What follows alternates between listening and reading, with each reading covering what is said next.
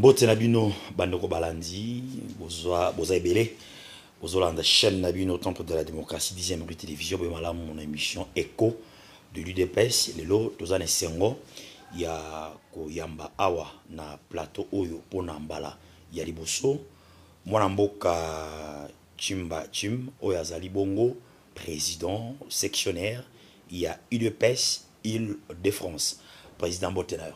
Bote Mwanamboka. Bonne santé. Non, santé Kolongo nous, hein, nous avons battu là. Yosa président, il y a section UDPS, Île-de-France. D'abord, on va Île-de-France, Île-de-France. Mais quand même, on peut expliquer, Yosa section, c'est-à-dire fédération Ezali, comment est-ce que vous êtes organisé à niveau de UDPS en France? Merci beaucoup, Mwanamboka Namotuna Nayo. D'abord, Île-de-France, Ezali, section Mokomoune et Makasi. Kokota 2 fois province ville à Kinshasa. 2 fois province ville à Kinshasa. Wow. Donc ça veut dire ça englobé Paris. Là bas banlieue nango. OK. Donc la section nene et puis les ali section moteur et IDPS na kati ya France. OK. Vous avez combien de fédérations? Combien de sections? Tous en la fédération Kamoko. Dans la fédération Moko, France. Je profite pour saluer le président Alexandre, qui est dit. Président fédéral. Oui. Tous en la section, est belé, mais le lot, pour être honnête, par rapport à la section Mingi Ezali activité. Donc, la unique section Oezo Bunda Makasi, Ezali section Ongana Zoko Kamba. Et puis, qui est à côté à Grenoble, pour la section à présent Jean-Claude Moulamba. Bon, l'objectif, l'élo maintenant, est comique. Nous sommes en train de réfléchir comment redémarrer la section Moussouana, parce que demande de Bando comme Makasi et que les Congolais est belé à travers la France. Donc, Bisson en France, à part la représentation, Tozana section, Ongamoro Naza président, et après, Nazana Jean-Claude Dumano, le maire qui est mon vice-président. Il y a mon travail pour continuer l'activité. Mais pour fonctionner en Nengeni, nous avons un niveau, il y a fédération. La réunion et Salamaka, entre les responsables, il y a fédération, au niveau de la section, au lobby Île-de-France, c'est ça mon aîné. Alors, pour fonctionner en Nengeni, pour nous conseiller la rencontre. Bon, tout fonctionne et qu'il y a moins rapide. Pourquoi? Parce que le président fédéral, section Naye, de Oyozokamba, Île-de-France. Île-de-France. Alors, tous en un comité, il y a fédération. OK. Oyezali ko représenter quelques membres, il y a une section. Et tous ali na secrétariat, il y a section. Tu as un vice-présidence d'abord, secrétariat fait section. Tu as un comité nyoso, il y a section. Tu as la Ligue des jeunes, tu as la Ligue des femmes. Bon. Ligue des jeunes est na Serge Moussassa, Ligue des femmes est na Mamanika. Tozana communication est allée na maboko ya Chris. Donc tozali structuré et ce que tali bien tozali parmi la fédération Oyo ils a toujours présent. OK, le Lozali président sectionnaire UDPS Île-de-France et Nakanisi Oza président Koti les lotés. Oza mon IDPS il y a les lotés pour na bandeko peut-être bako lando pour na mbali bosso soit peut-être ba yebi longyo yo ba ka kombo yo moi idée nini bako retenir na mwana mboka Chimba Chim na oyo etali yé par rapport na UDPS. Par rapport na UDPS bo bato ba yebinga oyo vers les années 88-89 tant que komiko s'engager bako reconnaître nga facilement. Bon, bah Ekolanda, bah comprendre, bah reconnaître l'itnanga à travers, parce que là, awa, ezala qui, aux okende à chaque fois, kota là, activité à partir, nga kout nazaki à l'époque naza okende kozoa, bah journaux nazap, pendant même na partie, c'est rouana internet ezala quitté. OK. Ti ezala qui que les kama ambeli, bah honnête ba kader à l'époque, de tinda que famille batali kembo mutoyo. Ce qui a été calé aux Amobulu, donc il a se retrouvé à Kilibanda. Dengue na Zalibanda, tant on a commis engagement. Olonga Kimboka na nini? vers les années 94-95. Ok. L'air n'a commis en Italie. En tout cas, on a quitté. On s'est retrouvé en Suisse. L'air n'a s'est retrouvé en Suisse. On s'est retrouvé côté à Suisse alémanique. Parce que Suisse est allé, Suisse romande, côté babaka français. Suisse alémanique, côté babaka allemand. Et puis Suisse italienne, côté babaka Italie. Ok. L'air n'a commis na côté à Suisse romande. On a remarqué que il est ses athées. Alors on a s'est rapproché à l'époque avec notre représentant, le grand frère que je respecte beaucoup, Michel Okongo, Lomena. Aujourd'hui, Azali Awana Masina, président de l'unité de valeur. Yom Toyib Sakinga Abino, le col Ozakuna, bon, Sangisa Bandeko, on a créé section. Gana Zoya pour implanter Ango. C'est ainsi que nous avons mais avant de créer section, pour la première fois, Libanda, dans la salle de conférence de presse, il y a un Sangisa Congolais, et puis qu'on remobilisait Bandeko. Parce qu'à l'époque, ce n'était pas facile. Il y a un combat IDPS, au Lobapé, et ça qui facilitait. À part Wana, section Salami, l'air coordination à partir de Koti, et qu'on élevait Nganara, et bon, qu'on élevait tout parce qu'à l'époque, il fallait procéder par des élections. Mais comme ma président de l'Assemblée fédérale, le Bruno Kankou, aujourd'hui à Genève, et comme ma président fédéral, avec le représentant Michel Okongo. À partir de ça, événement à Liboso, il y a Markaki, qui d'abord, il a accompagné Papa Etienne, le Sphinx de Rez Mémoire, tant qu'on a négocié le dialogue intercongolais. Parce que nous, sur les Kanaki en Suisse, nous avons des travaux préparatoires, et ça, nous avons un monastère, Nako. Mutu asuka oya yaki parce que bazako linga koyate bato RCD tango papa Etienne telemi ake susu ko yebisa bango ke soki bazaba ndeko na biso baya c'était Nyarugabo Moïse. Alors dialogue normalement il fallait que ça en Suisse. Mais par rapport à la neutralité helvétique bango babité basengi na président alu que bango mboka moko ya Afrique oh ya monique ba biso ba congolais to ki ko sangana poto solo là. Alors, comme les Sphinx s'inspiraient dans l'IT à ANC, voilà pourquoi orientation est vers l'Afrique du Sud, la San City. Comment il y a la France, il y a la Suisse? Alors, il y a France, l'air n'a comme la France, de travailler pour des raisons politiques, pour des raisons personnelles, parce que quand on va dans la Suisse, on a bien, mais ça facilité, dans le sens que il faut être toujours là pour foutre la caisse maladie. Donc, alors, comme je savais qu'un jour, conseil la mboka zaki obsession, ça permettre na condition au risque à commettre en demeure, en péril d'ailleurs, famille nangai, bien que tilelo, ça le quoi na dérangé la famille, mais comme on dit, mutu oyo à mon agamsika à prévoir. Donc, par rapport à ça, madame n'habitant le col a yopé au Botamakuna en France et tout, c'est mieux tous à Paris. Il y a un autre zone à Paris, il y a une mutation à Paris. Donc, on a le en Suisse en 2006. Ok. Si vous êtes à Paris, vous avez président sectionnaire, il y a Île-de-France. Alors, pas comprendre maintenant, tout le bel Siko Mboka. Bino bana IDPS, moi qu'on a bino nazo Kamamboka, Félix Nosekeli Chulombo, Yoza mona IDPS, il y a l'éloté, vous allez bateau vendisi idéologie ya yemo petchen sekeli wa molumba tango zotala ekambeli ya Félix Nosekeli na moi bambola oya sali déjà et ozomona ndenge nini bat ba koloba abimeli banda ya vision ya tata na ye ya idéologie ya tata na ye. En tout cas, merci beaucoup pour na motuna moko ya motuya. Vraiment na bato bazolo ba kabimeli banda nazo comprendre que nan va comprendre yemoko mutu na philosophie na été. Effectivement, le Kondo Sphinx azaki na façon na ya kosala lit oyo mutu no sayebi ke ya azaki radical. Ça veut dire que ceux qui likambo salami to proposition moko amoni ke za bien te tout de suite a réfuté yango aboyi yango. Yango monaki pe ekozaki et pe moi ba problème ebelé par rapport à ndengeni il fallait qu'à mettre en place ba makaniso azaki nango. Même ceux qui n'aient pas l'ambassade city ba écartaye parce que bayebaki ke chemin wana ko sepeli ça été na ndenge bandaki te ndenge yaki kosukela. Alors pour bango ba continuer ba aventure na bango. Bon, alors par rapport à l'actuel chef de l'État, d'abord on a félicité courage naé.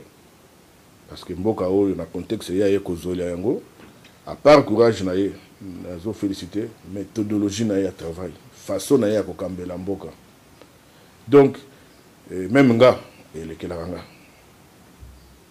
kolekela nga na sens nini ntango tokomi na pouvoir tokuti contexte politique oyo ke biso toza na présidence de la république bandeko mosusu bazali na parlement bazali partout donc bazwi baélection oyo de base. Maintenant comment faire? Déjà le fait que ye andimaki cohabiter na bato wana non coaliser na bato wana qui pouvait imaginer que bato oyo babebisaki mboka oyo bato tobundi na bango bato tobundisi to banda kosala na bango apesi bango seconde chance. C'est là où je dis Congolais faut comprendre mutu comment est-ce que a fonctionné malgré seconde chance bapesaki bango bango bayaki na esprit que balakisa ye que non ayebi musala te ayebi eloko te baqualifie na ba donc bahumilier na bafaçon nyonso. En tout cas na bato lokola biso na air wana parce que nga pe na ye kochanger parce que na copier mais na air wana soki alandaki politique ya papa na ye ande mboko esenzika alors aye kobakisa touche na ye oyo nga na benga yango lelo fascisme oyo akolakisa ke non likambo ekozala mabe mais luka ndenge nini akolakisa mutu ke likambo ezosala eza mabe. Donc c'est cette façon là ya koyeba kogérer bato surtout bato oyo bazolinga bakweyisa yo. Qui pouvait imaginer dans moins de 2 ans que Ndenga Lobaki a déboulonné le système à FCC? Mais mon amboka Chimba, Yozo Komissa, Zoloba, tout ça, qui Azo Kende Malam, Azo Kamba Malam, Bokezo Tambola Malam. Mais quelque part, Ndenge Mboka et Telemi, Ndenge Makamezo Kene Mabe Yozo mon angote, mon salanzambe fridolé en bongo. Na ki quit alobi ete en tout cas mutako sabino te ke makambozo tambola mabe alobi soki na paradis ezalaki ndenge tozo vivre na Congo actuel mais ngala ko kende paradis te mais yozo loba ke makambozo kene malama zo kamba malama tout ça nyonso na ozo mona ngote.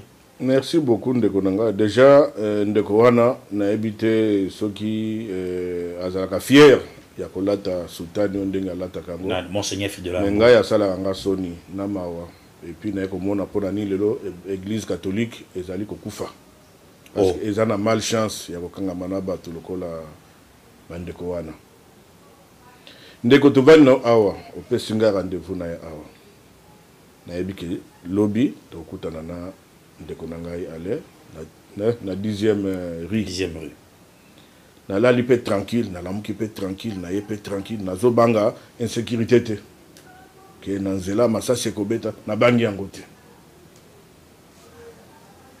D'abord ça c'est lelo oyo ba effort oyo mokonzi ya mboka azosala par rapport ya ndenge parce que mboko esekufaki to c'est en tout cas toko sanate soki ndeko fridole abosani ke mboko esekufaki parce que ngale na bimaki na mboka oyo abimaki na mboko po pasi pese bandaki na mboka oyo. Voilà pourquoi ba père fondateur na biso ba telemelaki Maréchal Mobutu kolakisa ye ke mboko ezokende malamu te. Ndeko fridole abosani ke pandémie coronavirus épidémie munene oyo et touché monde mobimba auto moni même na mboka ngana vandaka ba komaki ko atteindre même plus de 600 milliards pour bango ba survenir na vie na bango ba protéger économie na bango. Mais biso awa Gombe o ezalaki confiné poumon ya Congo soki ndeko fridole en bongo akobosana de loke tozana guerre na est et qu'il faut attention nyonso na biso ezala na est kuna.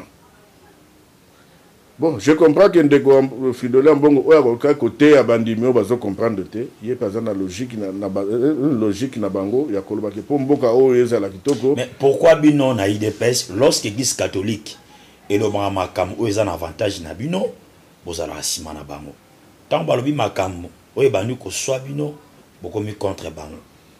Est-ce que mosala nzamba ko kosa vraiment lo ba lokuta yebisangai makam nini oyo ndeko fridole en bongo alobi par rapport à pouvoir parce que pouvoir ils ont pesa espoir tangelanga ta liloba moko oyo mina monoko na ye pona koloba keno mboka ezokende malamu. Ndeko Fridolin ya mbongo nayebi te ntango namona yake eti bakinga kati pasi na motema. Akina kinga kati Pasi na motema. Et puis azobima na ba enveloppe. Ezomona na kutu na ba enveloppe moko akaki. Oso mingi parce que papa kokata te parce que ozoyeba este moment oyebi tango za mosala nzambe. Batna ba surtout ki tango ba oki akina kinga kati. Tango za mosali ya nzambe, il faut koyeba kopesa espoir. D'abord nde liloba o nzambe asengaka surtout na yo mosali ya nzambe. Ya kolakisa batuke même dans la douleur espoir il faut ezala. Mais tant que mosali nzambe ndeko wana longola sultane aya tovana na plateau tout ça des débats comme ça misabiloko azobimisa wana esika zokosa batu. OK, soko bengisi awa aokima naye. Ndeko Chimba Chim alors union sacrée de la nation. Oezali vision ya chef de l'État. Abengi bana mboka ba ya ba accompagner ye na façon na ye ya kambela mboka. Mais tout le monde na kati ya union sacrée déjà makambo zotambola sou bien te na kati ya union sacrée ba kwa ke komi na kati ya union sacrée position ba toujours ba na lisusu te ceux qui oyebi makambo tu ko le kana parlement mboso na bati au monde la union sacrée ndengeni avenir ya union sacrée est-ce que union sacrée zo soutenir vraiment mokonzi mboka est-ce que union sacrée et quoi accompagner vraiment mokonzi mboka en 2023. Merci beaucoup ndeko na mutuna utuninga mituna no kitoko makasi. Mais yo bandi na union sacrée, mais avant bo banda na union sacrée. Bato bayaki oyo lobike baye ko soutenir mokonzi mboka. Dans la plupart ba uti wapi. Pour muta ko changer pe na kimukolo ka facilement boité, bien qu'il y a que les imbéciles qui ne changent pas. Bato wana la plupart bande ko na biso ya union sacrée. Bango nyonso tout parce que ça ba msusu ba comprendre parce que politique en mboka na biso zo beba pona nini. Bato msusu bazoya na politique ba comme si yango métier msala. Ayebi kenga il faut na zala wana pona vivre bien. Voilà, des problèmes nyonso yango wana. Biso toza na chef de l'État na autre koloba awa mais constitution na biso ezo permettre chef de l'État ayeba ko orienter vision na ye totalement. Et puis Congolais faut bango bien que le chef de l'État est muto gérer Kamboka. Bato ba gérer Mboka, ils allaient bato ba na majorité parlementaire. Tout le monde qui a mon l'air FCC cache. Ba action nous sa chef de l'État. Bazo kitsa Kangolo kola ba crab. Bazo lingani ni chef de l'État kweya. Mais tant que nous bozo kitsa chef de l'État kweya. Est-ce que vous connaissez que ce chef de l'État kweya ya kola lanzala. Donc ça veut dire ce chef de l'État kweya ça veut dire bozo kweya sande Mboka. Avenir ya mboka, avenir ya bana mboka bozo ko isa yango.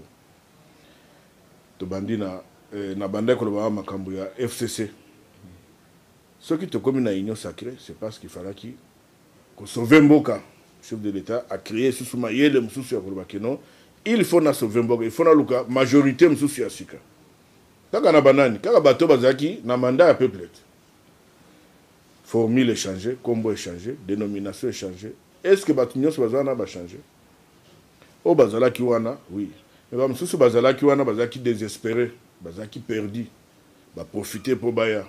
Or, Batuna Batu, Bazana, agenda caché na bango. Parce que la politique, oh, il y a l'autre, la politique, il y a Kala, oh, c'est le cas. Parce qu'un vrai politicien, Zamuto, Azovanda, Azokansani, n'a pas se rendre utile vis-à-vis à peuple, Neni, n'a pas ça, que peuple, Aébaki, Moutouana, le Kaki, papa, allait à le Kaki, à Salakchen, 10e riz, et sunga kimboka oyo mais mingi bazo ya kaka po mutolu na ye na ya famille na ye c'est ça le problème. Donc baza sincérité na union sacrée il y a beaucoup de moutons noirs yo moko to ko ebsanga ya allusion ya suka awa non non monate congrès un congrès avec ba démocrate congrès salami président moko a chambre azate vraiment non monate. Ce qu'on l'a dit, c'est parce qu'il y a Bela Kito. Non, c'est parce que l'intérêt moko Songolo Pakala et c'est destiné à quitter. Est-ce que tu as un mboka pour avoir intérêt? Voilà pourquoi je dis pour avoir un mboka, il faut aller à la vocation. Politique est la vocation, est la passion. Politique est la place à bongo la bongote, qui est un commerçant, naya na politique, na bonazala na droit na ba caisse à l'état pour naïba. De l'union sacrée, ils ont battu sous bazawana.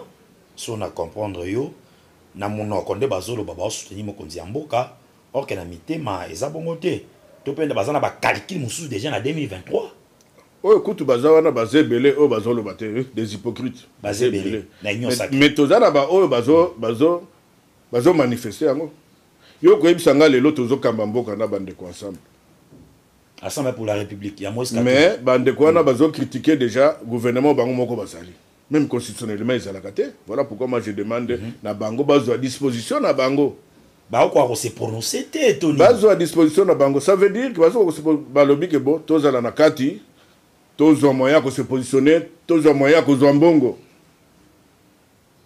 Comment yo ozokamba na biso na chef de l'état mais ozoloba déjà que bilan oyo koya etali yo te. Comment yo ozokamba na biso ozali ko critiquer ba action oyo ezoko salema ndeko nanga oza ko freiner évolution ya mboka. Donc tozana ba mutunga na benga bango ba muto noir. Mais comme na uti koloba pona ça chef de l'état comme aza zobate parce que logo nyoso basala bango il faut osala ngo temps faut jouer lango temps ayebi ne makambo wana alors observer mais lokola ya agisaka toujours na moment mingi to mona ngo neti na retard non mais nga avec expérience Nathalie vraiment ce qui a lobby lelo likambo ngana zondima et likambo ya zoloba azosalela yango donc bandeko wana bo comprendre que mboka oyo ezali kaka chef de l'état te eza mboka ba congolais et puis ba congolais bazana a besoin ba profiter na mboka oyo ce n'est pas parce que bozana mandat bozolobela bango mais bolobela bango na ndenge ya sembo réconciliation ya Katumbi na Kabila ezobangisa bino te pona 2023 eningisi bino moke hein oningisa biso na ndenge nini parce que déjà bango moko ensemble azana ba ya parti politique munene Kabila azana FCC et ceux qui n'engagent pas se réconcilier à niveau ya libota na niveau ya famille bah oui ok comme to bongisi pe na niveau ya famille to bongisa pe na niveau politique pour to tala 2023 to zonge libota na biso zonge la pouvoir ezo bangisa bino te ndeko nanga IDPS a banga kateme a bangisaka